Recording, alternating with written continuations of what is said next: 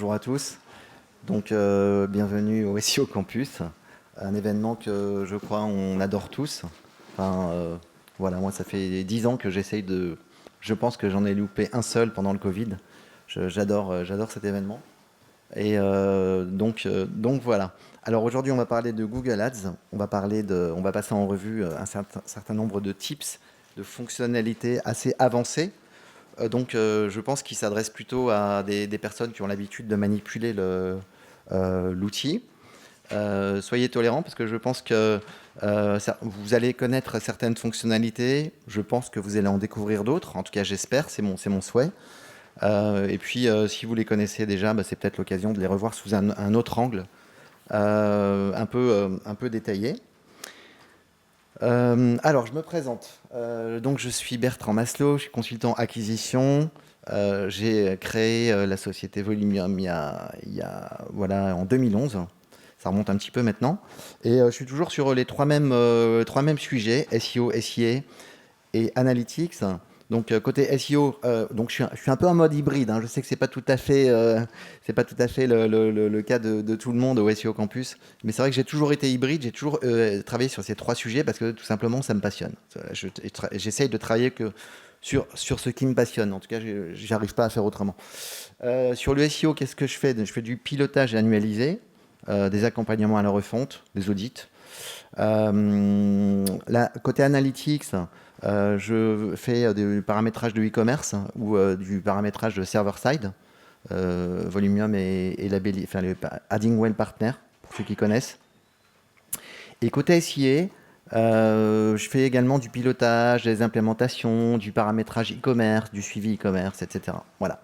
Et donc, comme je suis un habitué du SEO Campus en tant que spectateur, je suis aussi intervenu en tant que conférencier.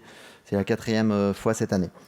Et auparavant, j'étais de 2007 à 2011, j'étais consultant dans une agence parisienne du groupe Publicis. Voilà. Alors, on y go. Sachez, alors une précision, pour ceux qui auraient peut-être envie de prendre des photos, etc., sachez que je vais publier les slides bientôt. Je vais les republier, par exemple, sur X Twitter ou sur mon blog, pour ceux qui auront envie d'avoir le détail de ce que je vais montrer. Alors, go. On va commencer par une petite colonne qui s'appelle la valeur de conversion par coût. Et vous allez comprendre pourquoi je vous parle de cette colonne. Moi, ça fait quelque temps que j'utilise cette colonne. Elle est hyper importante et hyper intéressante parce qu'elle montre que elle offre une information e-commerce en fait. Elle montre que pour 1 euro que vous insérez, elle montre combien d'euros vous allez générer. Donc, par exemple, vous insérez 1 euro et vous allez récolter 2, 3, 4 euros ou peut-être 50 centimes. Et dans ce cas-là, c'est pas forcément bon signe. Alors, où est le pointeur ici? C'est ça, ouais, c'est ça. Alors, vous voyez que sur la première ligne, là, j'ai inséré 740 euros. En fait, une valeur de conversion par coût à 5,41. Donc là, c'est bon signe. J'insère 1 euro, je génère 5,41 euros. Super, le client est content. Là, sur la deuxième ligne, voilà, c'est un peu pareil. On a 706 euros insérés pour une valeur de conversion par coût de 3,49. Non, 3,09. Donc là aussi, c'est bon signe. C'est une campagne qui est rentable. Et on va voir ensuite comment utiliser cette colonne pour faire d'autres choses. Pareil pour les autres lignes, 468 euros, 78 insérés, 258, je suis au-dessus de 2,50 en valeur de conversion par coût, donc c'est bien, c'est rentable. Et puis par contre ici, voilà, pas terrible, j'ai inséré, alors c'est une petite campagne, j'ai inséré moins d'argent, mais j'ai inséré 66 euros et j'ai une valeur de conversion par coût négative à 79 centimes. Donc là, attention, et c'est là, par exemple, je sais que il faudrait que j'aille retoucher cette campagne, il faut que j'aille optimiser cette campagne. Alors, j'ai ajouté en dernière ici la durée d'engagement moyen par session. Et comme par hasard, vous constatez que sur mes campagnes rentables, le temps passé sur le site est plus long. Ça, c'est intéressant. Et on voit ici qu'on a une durée d'engagement moyen plus faible sur la campagne qui n'est pas rentable. Donc, c'est une petite indication intéressante. Non, là, je suis en avance. Non, c'est bien ça, pardon. Oui. Oula, non, je suis revenu en arrière.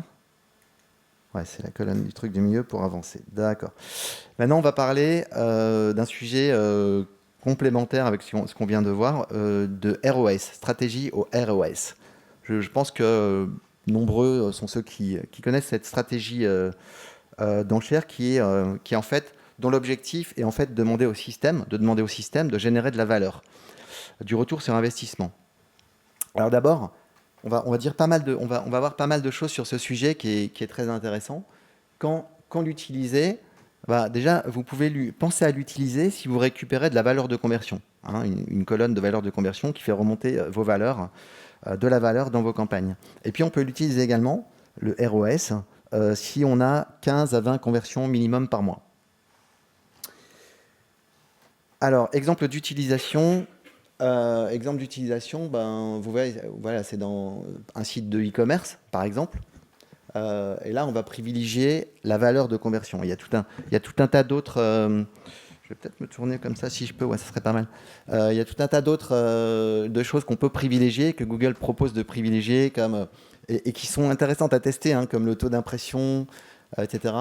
Il y a même aussi, vous voyez ici en bas, là, d'autres stratégies d'enchères que Google met en tout petit, qui ne sont pas recommandées, etc. Bon, ça, c'est voilà.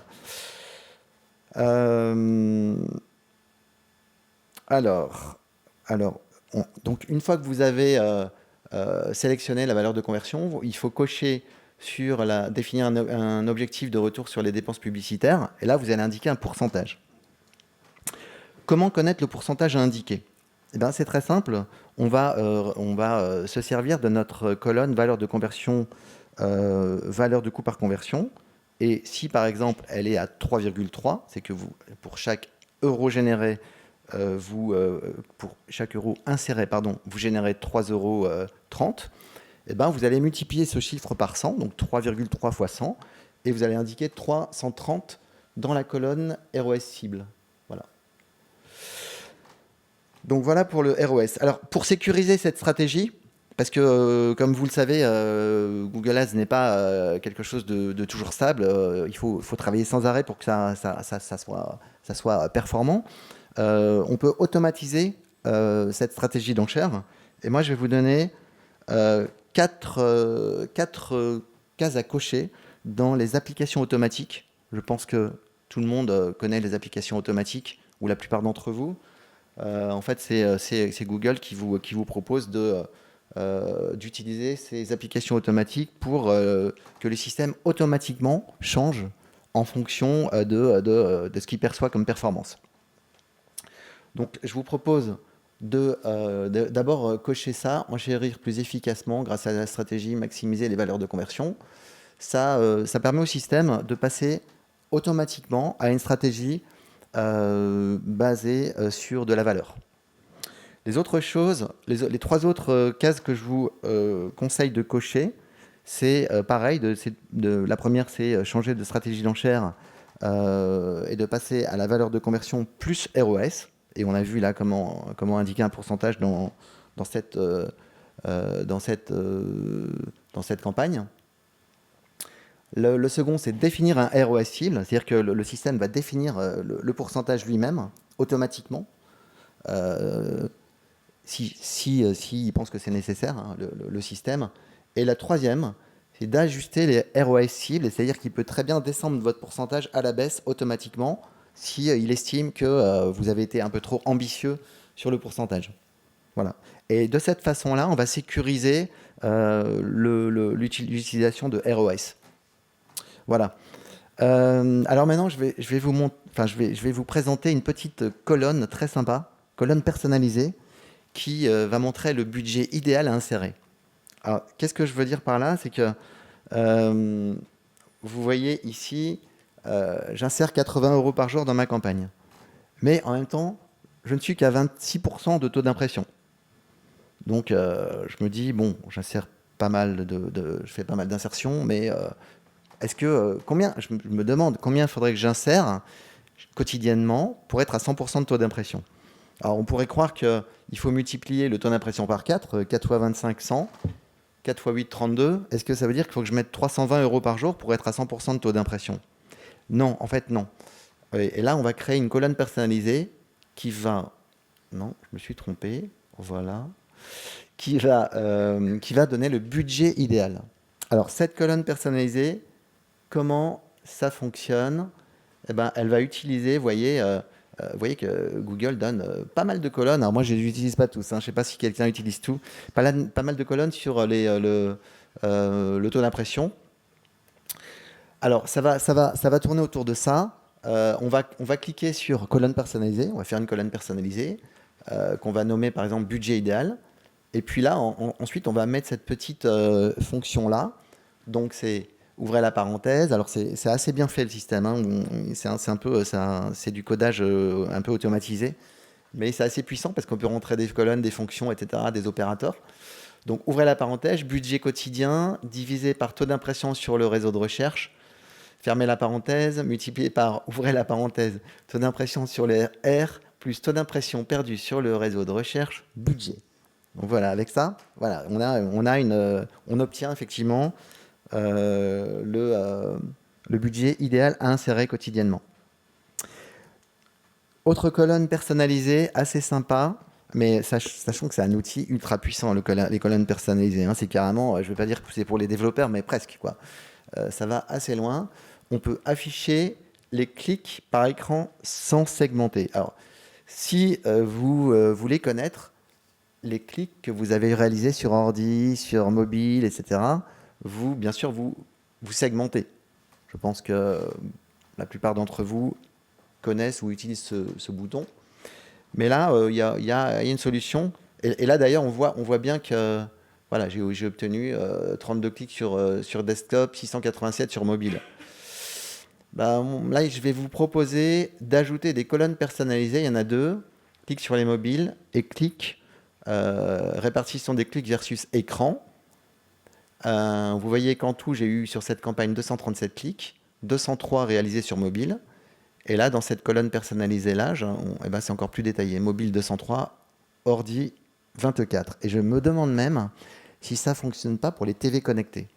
Parce que finalement, dans l'absolu, on pourrait accéder aux campagnes sur une TV connectée, puisqu'on a des navigateurs et tout. Bon, faut tester, c'est possible. Comment faire cela? Alors pour la première, c'est hyper simple. Vous créez une colonne personnalisée. Vous écrivez tout simplement clic. Et là, sur la droite de l'écran, vous allez segmenter, vous allez filtrer par mobile. Et donc, ça y est, c'est terminé. Vous entrez la colonne personnalisée et c'est fait. Pour l'autre, c'est un peu plus compliqué puisque c'est une concaténation de textes simples avec des variables ici. Donc, concat, etc. Bon, encore une fois, je publierai cette presse dans quelques jours sur mon blog ou sur X Twitter. Donc voilà, c'est assez sympa, ça donne ça. Hein. Ça donne ça. Voilà. Assez sympa quand même, ça évite de segmenter, c'est une petite info supplémentaire à ajouter dans un jeu de colonnes. Ok. Maintenant, je vais vous présenter une stratégie qui permet d'avoir le beurre et l'argent du beurre, j'ai envie de dire. Ça veut dire quoi? Ça veut dire que lorsque vous avez des campagnes basées sur des conversions, vous voyez qu'ici, par exemple, j'ai eu une journée avec un CPC moyen à 67 €. C'était colossal et c'était beaucoup trop cher, sachant que ça ne m'a pas généré de conversion.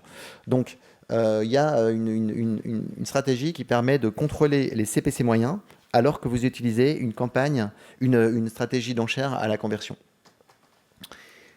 Ça fonctionne d'ailleurs, ce que je vais vous montrer, ça fonctionne qu'avec la stratégie d'enchère au CPA cible. Donc la solution, c'est d'encapsuler la stratégie d'enchère de votre campagne dans une stratégie de portefeuille d'enchère. C'est un peu compliqué tout ça, les termes de Google sont toujours pas super bien choisis, je ne sais pas si c'est traduit de l'américain ou quoi, mais stratégie de portefeuille d'enchère, c'est un peu naze comme nom, je trouve. Pourquoi rajouter stratégie devant, je ne sais pas trop, mais bon, voilà. Et dans le portefeuille d'enchères qu'on va créer, on va ajouter le coût par conversion actuel, le CPA actuel, et le CPC max qu'on ne veut pas dépasser. Ça va être plus clair quand je vous montrerai le paramétrage. Ici, vous créez une stratégie de portefeuille d'enchères, c'est le nom, hein. Moi ici, je l'ai appelé caper le CPC max en mode stratégie d'enchères par la conversion. Voilà. Et là, je vais indiquer mon CPA cible actuel. Je suis à 40 euros de CPA cible. Et là, je vais mettre la limite d'enchère que je ne veux pas dépasser. J'ai marqué 18 euros, sachant que voilà, j'étais monté à 67 de façon inutile. Donc là, je vais caper, ce qui me permet de caper le CPC max. Voilà. Une petite, je passe là un petit peu du coq à l'âne, un autre type local hein, cette fois. Je ne sais pas si vous avez eu l'occasion de réfléchir à ça, mais créer des campagnes lorsqu'on a 200 points de vente, c'est hyper compliqué, etc. Donc j'avais essayé de réfléchir à des petites astuces pour ajouter du local dans les annonces. Et donc c'est pour ça que je suis sûr que la plupart d'entre vous connaissent aussi. Qui utilise la balise keyword ici, par exemple? Tout le monde, pas tout le monde? D'accord, quelques-uns. Alors, la balise keyword, bon, pour rappel, c'est assez génial, hein, puisque pour ceux qui ne l'utilisent pas, je vous conseille vraiment d'utiliser. D'abord, parce que ça va faire monter le score de qualité de l'annonce. Et puis, en fait, le texte saisi par l'internaute va être automatiquement, il va apparaître dans l'annonce. C'est-à-dire que le gars vient de saisir, il saisit un mot-clé, il saisit une expression et il la voit apparaître. Donc, ça lui donne envie de cliquer. Donc, ça améliore le taux de clic. Donc, c'est top. Si vous ouvrez la collade comme ça dans votre annonce, une annonce responsive, vous avez bien sûr la balise keyword ici dont je parlais, et ici vous avez une insertion de lieu. Et ça fonctionne comment? Vous allez mettre un lieu par défaut, Marseille hein, par exemple, et vous allez choisir le niveau ville, hein, sachant qu'on a aussi le niveau État ou pays, mais bon, ville c'est déjà pas mal. Et là, par exemple, de façon très simple, hein, vous allez mettre par défaut Marseille. Donc, ça ferait couvreur à Marseille. Sauf que si le gars habite juste à côté de Marseille, ou s'il s'intéresse à une ville à côté de Marseille, ou si c'est un lieu d'intérêt, voilà, et s'il saisit, par exemple, couvreur à Vitrolles, couvreur à Venelle, parce qu'il est à Venelle ou autre, l'annonce va automatiquement être changée avec cette petite variable locale. Et ça voilà, j'ai trouvé que c'était top. Et c'est l'occasion d'en parler. Un super type vraiment avec les campagnes display. Les campagnes display, c'est fabuleux pour générer du trafic et du trafic à bas coût, hein, parfois à 3 centimes le clic. Le seul problème du display, c'est que on s'affiche parfois, et même souvent, j'ai envie de dire, sur des emplacements polluants, inutiles, qui consomment le budget, qui consomment vos clics et qui consomment de la performance. Donc qu'est-ce qu'on peut faire pour éviter ça? Regardez ça, c'est affreux. Mobile, Scrabble, machin, il y a des milliers d'affichages, hein, voire des dizaines de milliers. Mobile Scrabble, Mobile App, Happy Colors, bref, des trucs qui n'intéressent personne. Et en fait, c'est du clic qui est consommé bêtement. Et donc là, je vais vous montrer une petite fonctionnalité qui permet d'obtenir ce résultat-là. C'est-à-dire que là, on est sur des vrais sites internet, visités par des vrais internautes. Bref, on va créer un vrai trafic qui permet de s'adresser à l'audience qu'on vise. Donc, comment on fait ça? Ici, vous allez descendre au niveau des contenus. On va aller sur modifier les exclusions. On va choisir la campagne, en l'occurrence, c'est une campagne display. Hein. On va cliquer sur exclure les emplacements. Et là, on va aller sur l'onglet ajouter une exclusion. C'est un peu un dédale. Ajouter une exclusion d'emplacement. On va ajouter un petit code qui est celui-là. Le code à insérer, c'est Mobile App Catégorie 2.2.69500. Quelqu'un le connaissait, le code, ou pas? Ah, il y a une personne qui connaissait quand même. Bon, je suis content. Alors, si on est là pour apprendre des trucs, donc c'est cool.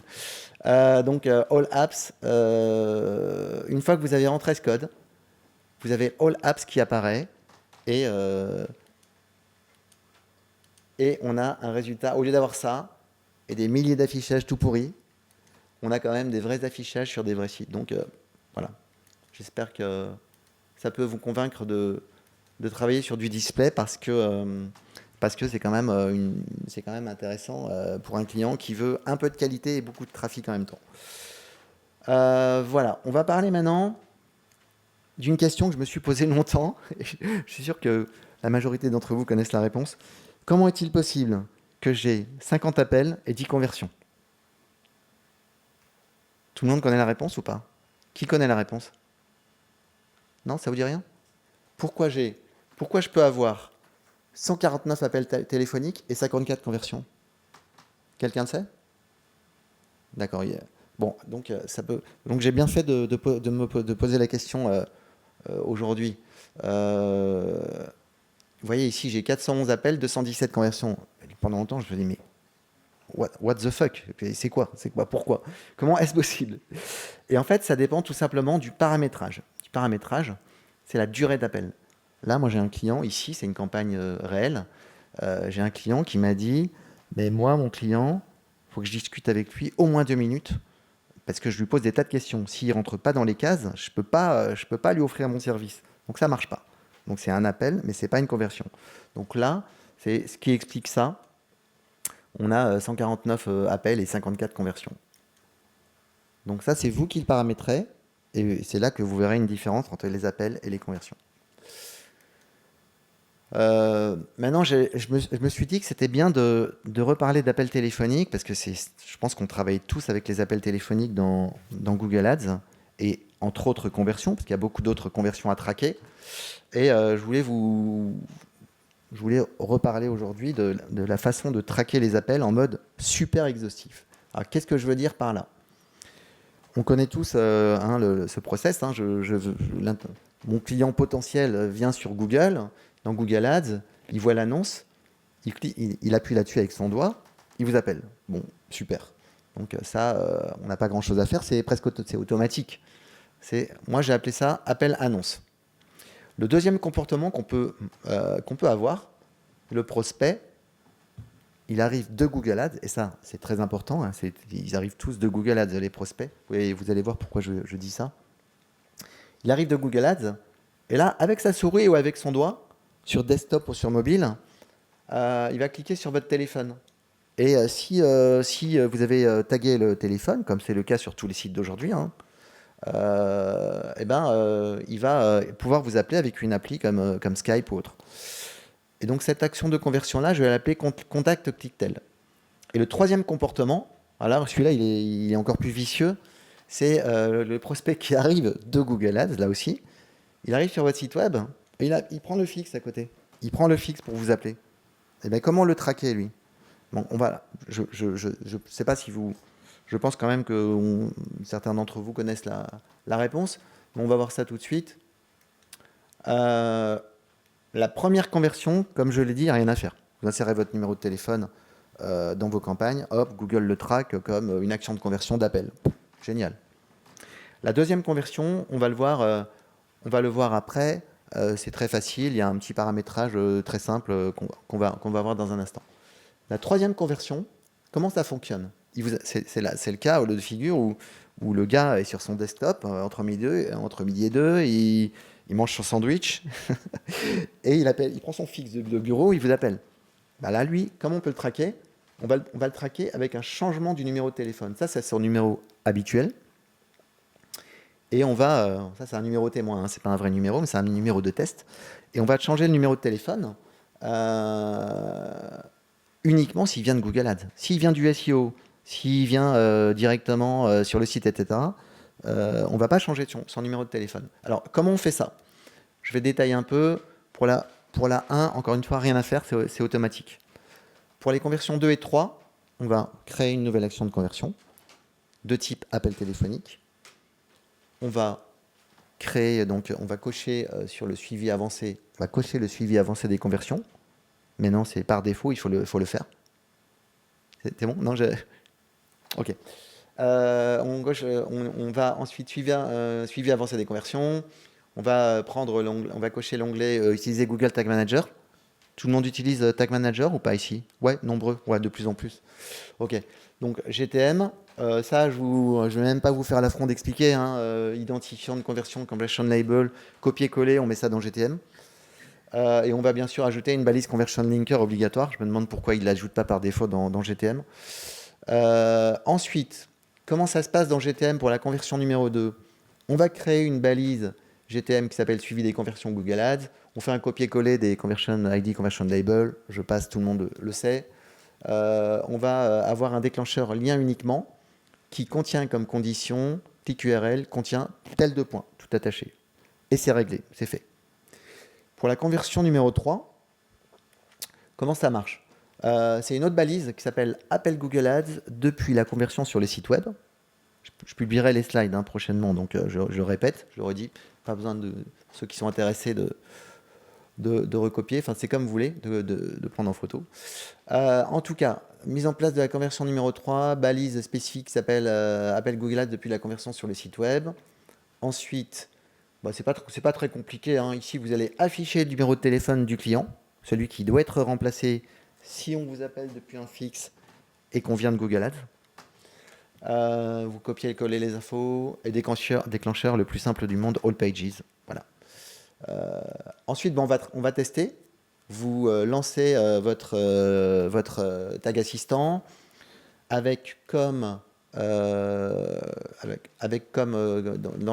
l'espace là ici, vous mettez votre nom de domaine / dièse google-wcc-debug tout attaché et hop, là vous avez votre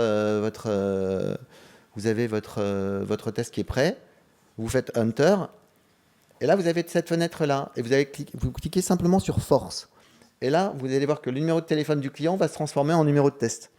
Oh, vous faites ça, Force, et ça marche. Donc voilà. Vous voyez, c'est quand même pas très compliqué de traquer de façon super exhaustive. La dernière chose à faire, c'est vous retournez dans votre page de conversion. Pour le moment, la conversion n'est pas validée, inactive. Vous rafraîchissez la page et elle va s'afficher comme ça. Ça veut dire qu'elle est prête à recevoir des conversions. Voilà. Alors, on parlait des conversions. On va parler un petit peu du suivi avancé des conversions et de la collecte des données très vite, très vite. Juste deux bonnes pratiques. Peut-être que vous avez tous reçu ce genre de truc. Ouh là là, attention, activez le suivi avancé des conversions. Bon bah voilà, donc il faut le faire. Ça aide Google Ads à collecter plus de data et finalement ça va vous aider à générer plus de conversions. Dans Analytics, dans la collecte des données, je vous conseille d'activer la collecte des données fournies par les utilisateurs. Sauf que vous voyez que c'est en bêta. J'ai l'impression que ça apparaît pas tout le temps. En tout cas, si ça apparaît, je vous recommande de le cocher. Et bien sûr, dans Google Ads, chaque fois que vous créez une conversion, maintenant, activez le suivi avancé des conversions. Un petit mot sur le ciblage large ou pas. Le ciblage large, mais je vais trop vite, pardon. Est-ce que ça marche ou pas? Qui pense que ça marche à 100%? Ok, personne. D'accord. Bon, ça me rassure. Bon, je pense que ça marche pas, effectivement. Alors, il faut faire très attention. Google vous dit, attention, si tu actives ça, je vais t'offrir 8,5% de score d'optimisation. C'est merveilleux. Donc, évidemment, le gars qui n'y connaît pas grand-chose, il appuie sur OK. Il se retrouve avec des ciblages larges dans ses campagnes. Il dépense un maximum de fric sur des mots-clés qui n'ont rien à voir. Donc, attention, danger. Ciblage large, non. Ça marche parfois. Il faut tester sur certains mots. Et il ne faut surtout pas suivre à la lettre les recommandations de Google. Pardon Google, mais quand le système fonctionnera à 100% du temps, je referai peut-être une conférence pour dire que ça marche. Mais là, non, ça ne marche pas encore. Donc là, il faut que vous appuyez sur les 3 petits points, vous faites supprimer, et vous allez quand même monter de 8,5% ici. C'est ça la reco. Essayez d'aller un petit peu vite pour être dans les clous côté temps. Bon, c'est bien, on arrive au dernier sujet. Le Consent Mode V2. Qui n'a pas entendu parler du Consent Mode V2? Ok, j'imaginais bien, tout le monde a entendu parler. On va dire juste quelques mots sur ce truc, sur ce sujet, parce que c'est vrai que le RGPD, franchement, c'est une usine à gaz là, depuis 2-3 ans. C'est un enfer. C'est un enfer, il n'y a pas d'autre mot. L'idée, c'est que Google va être en conformité avec le RGPD, bien sûr. Les balises Google, les balises tierces doivent se comporter selon le consentement de l'utilisateur, qu'il ait accepté ou refusé les cookies, ou une partie des cookies. D'accord? Et ça a un impact, tout ça, quand on utilise Google Ads, GA4, Marketing Platform, AdSense, etc.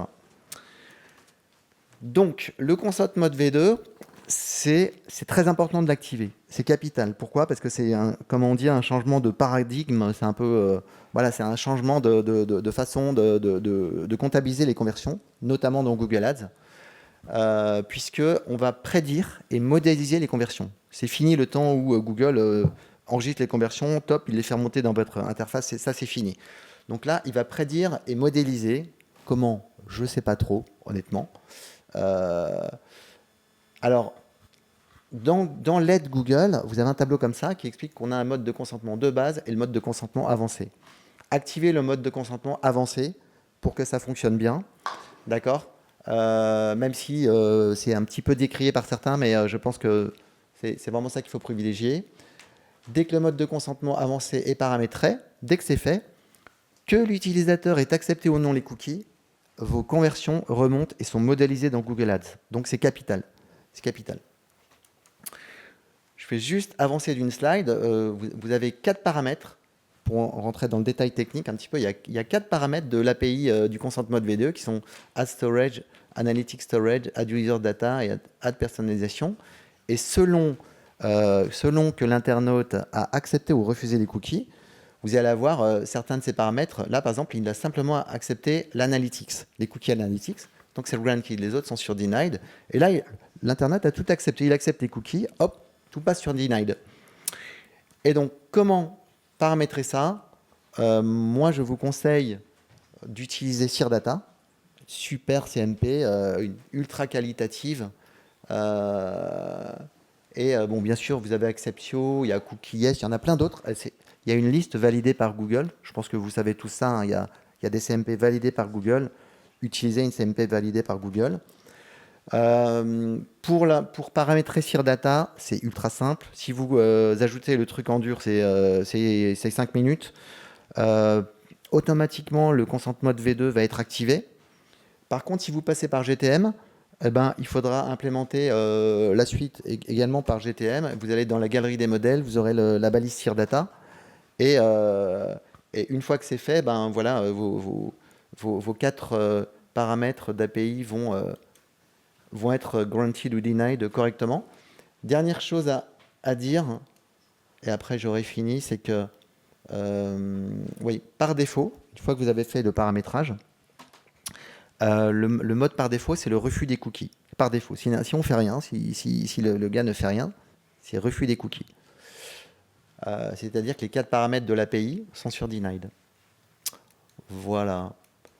Avant de passer à la question mug, je voudrais simplement vous signaler que dans un esprit de partage et d'échange, que j'ai créé un groupe sur Facebook qui s'appelle Google Ads clair et rentable. Donc si ça vous dit de venir soit poser des questions, soit répondre à des questions, soit parler des choses comme ça peut être intéressant. Et moi personnellement, je suis très actif pour la question métier. Je ne parle pas de LinkedIn, etc., mais pour parler de métier, présenter, j'aime bien partager des tips, etc. Sur le SEO, sur l'analytics, sur tout ça, sur le SIA bien sûr. Je suis très actif sur Twitter X. Ça reste mon réseau favori, bien que X soit devenu affreux, avec un logo ignoble, tout noir. Mais le petit oiseau bleu me manque beaucoup. Mais voilà, je suis toujours actif sur X. Allez, la question mug. Quelle stratégie d'enchère optimise le retour sur investissement? Comment elle s'appelle? Stratégie ROS. Bravo, mug gagné. Bon café. Bravo, et donc merci à Bertrand pour cette conférence très instructive. Donc n'hésitez pas à le remercier et à l'applaudir également. Merci beaucoup, merci. Et merci. Donc on a le temps pour une question. Merci pour la conférence. Quand tu choisis le ROS cible, mais en manuel, et que tu veux augmenter, est-ce que tu augmentes par palier ou tu augmentes directement à ton ROS? Ouais, le pourcentage. Le pourcentage, ben, c'est là que c'est bien de se fier à la colonne de valeur de conversion par coût. Parce que justement, si elle affiche 3,3, je vais pouvoir indiquer 330, ou d'ailleurs 340, 350. J'essaye de forcer un peu le système, un tout petit peu. Si elle affiche si elle affiche 2,1, ben, je peux avoir tendance à le descendre un peu manuellement. Et puis, comme on l'a vu, les applications automatiques, ça permet de descendre automatiquement les ROS sans avoir à se faire CH, je dis pas le mot, mais ça permet d'appliquer automatiquement ces modifications. Donc voilà. Est-ce que j'ai répondu à la question? Et justement, si tu as envie de l'augmenter, tu es à 2,2 et que tu as envie de... Ouais. Ah ben, on peut l'augmenter manuellement. Si la colonne de valeur de conversion par coût, elle indique 4, bah, tu peux passer à 400% ou 410%, 420%. Mais je pense que dans les applications automatiques, même si vous cochez tout ce que j'ai montré, je pense que ça ne va pas monter automatiquement. Je pense qu'on peut simplement les descendre. Donc pour le monter, le ROS, il faut le faire manuellement, je pense. On peut prendre encore une question, si jamais. Sinon, vous pourrez aller voir Bertrand à la suite de cette conférence ou à la pause qui suit. Super. Très bien. Eh ben, merci beaucoup. Merci à nouveau.